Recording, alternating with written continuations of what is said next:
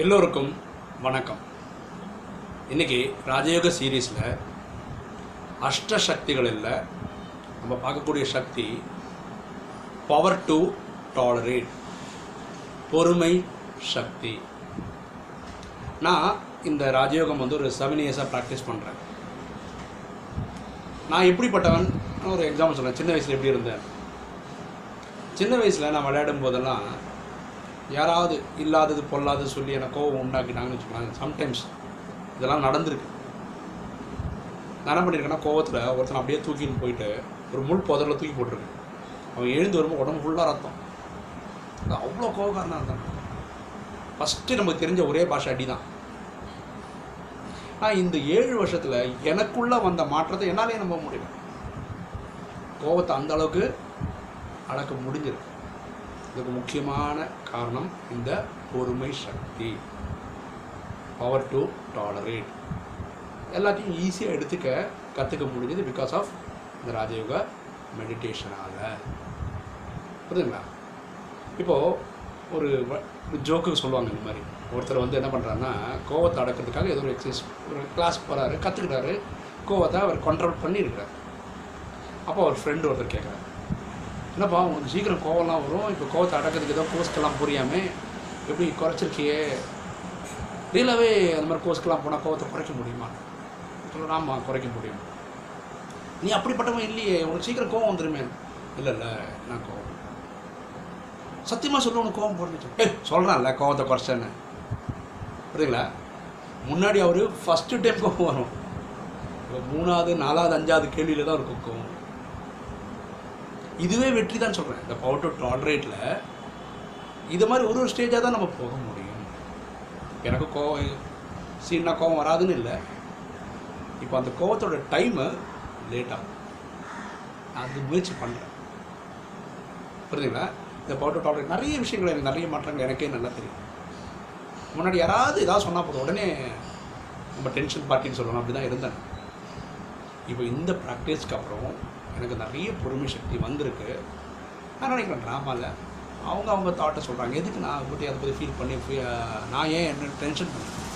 எப்போவுமே ஜாலியாக இருக்கலாம், சந்தோஷமாக இருக்கலாம், அப்படி இருக்கிறது தான் பெஸ்ட்டுன்னு நினச்சி அந்த பொறுமை சக்தியை வளர்த்துருக்குறேன்.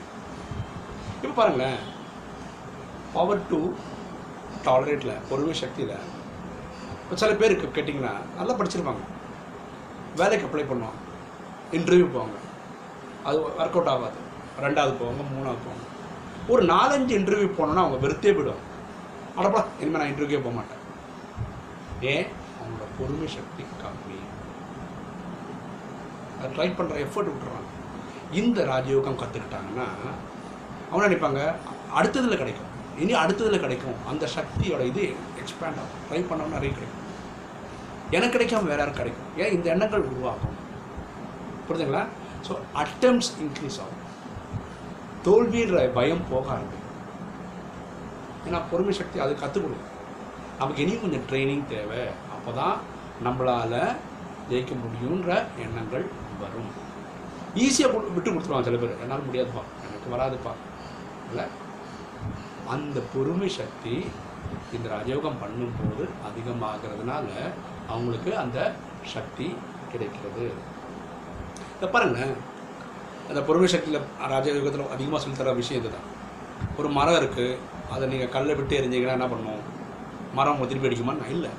அந்த மரத்தில் இருக்கிற கனி மேலே, பழங்கள் மேலே இந்த கல் படும்போது அது பழமாக தெரியும். கரெக்டாக? ஸோ உபத்திரவம் பண்ணவனுங்க கூட இல்லை என்ன பண்ணுது? உதவி தான் பண்ணுது மரம். நம்ம கூட அப்படி தான் ஆகிடும். போக போக போக நமக்கு மேலே தப்பான விஷயங்கள் சொல்கிறாங்க, எல்லாம் ஓகே, அவங்களுக்கு எந்த குணம் இல்லை, ஏதாவது பண்ணுறாங்க. நம்ம என்ன பண்ணுறோம்? நல்ல நல்ல குணங்களை அவங்களுக்கு கொடுக்குறோம், தெய்வீக குணங்களை அவங்களுக்கு கொடுத்துருவோம். இந்த இதுக்கு வந்தவங்க அப்படி தான் ராஜயோகம் ப்ராக்டிஸ் பண்ணும்போது அப்படி தான். நம்ம யாரையுமே கெட்டவங்களா பார்க்க கற்றுத்தரலைங்க. ஓகேங்களா? எப்படி கற்றுத்தரோன்னா, ஒருத்தருக்கு தண்ணி அடிக்கிற பழக்கம் இருக்குன்னு வச்சுக்கலாம், நம்ம அவங்கள பார்த்து குடிக்காரன்னு சொல்கிறது இல்லை. என்ன தெரியுமா சொல்கிறோம்? நீங்கள் நல்லவர் தான், உங்கள்கிட்ட இருக்க இந்த பழக்கம் நல்லது இல்லைன்னு சொல்கிறோம். அப்போ அவர் முதல் முறையாக தன்னை யாரும் அங்கீகாரம் பண்ணுறான்னு நம்புறாரு. எல்லாருக்குமே அந்த பழக்கம் விடணும்னு என்ன இருக்குது. அப்போ நமக்கு முதல் முறையாக எல்லாரும் மேலே ஒரு ஃபேத் வரும்.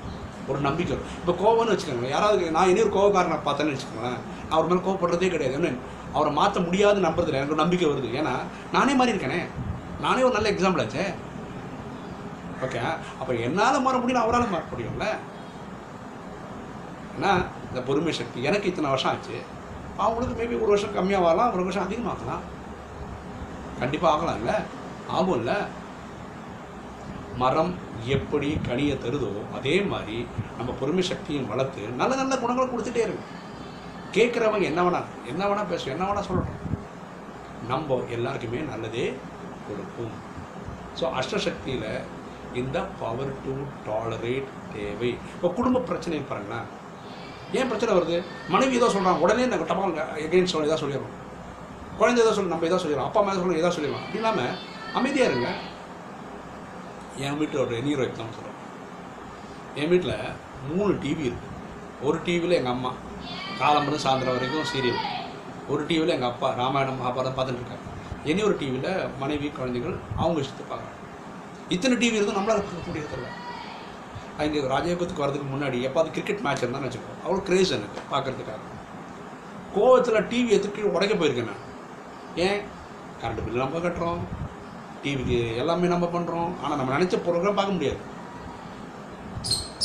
இப்போது நமக்கு இங்கே வந்ததுக்கப்புறம் இந்த பொறுமை சக்தி, இந்த டாலரேட் பண்ணுற சக்தி இன்க்ரீஸ் ஆயிடும். ஆஃப்டர் ஆல் யார்? நம்ம அம்மா தான். இந்த டிவி பார்க்குறது நம்ம அப்பா தான், இங்கே பார்க்குறது ஒய்ஃபும் குழந்தைங்க தான், வேறு யாரும் கிடையாது. இல்லை, அவங்க சந்தோஷமாக இருந்துட்டு போகிறோம், நம்ம நாளைக்கு நியூஸில் பார்த்துக்கலாம். இந்த மனோதினம் இதெல்லாம் வர்றதுக்கு காரணம்னா டாலரேட்டிங் சக்தி இன்க்ரீஸ் ஆகுது. இந்த டாலரேட் சக்தி இது இன்க்ரீஸ் ஆகிறதுனாலே என்னோட குடும்பம் ஸ்மூத்தாக போகுது. புரியுதுங்களா?